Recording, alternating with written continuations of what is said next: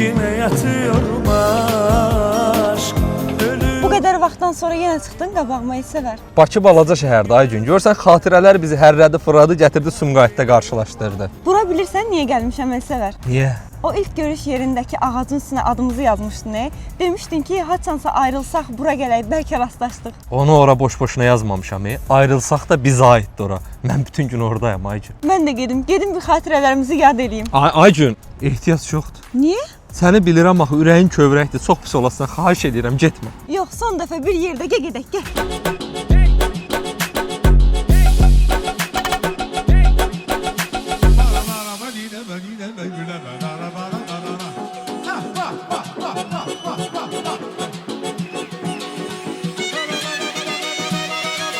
Elsəvər, bu nə kolleksiyada açmısan burada? Aygün, səndən sonra həyatımda biraz boşluq oldu. Ana boşluq, meşədə ağac qalmayıb. Mən də səyəm axı. Gəlirəm səndən burada xatirə yad eləməyə. Bütün qızlarla buraya gəlmisən sən. Şərəfsiz sən, alçaq adamsan. Oxu kimi idi ha. Xatirə.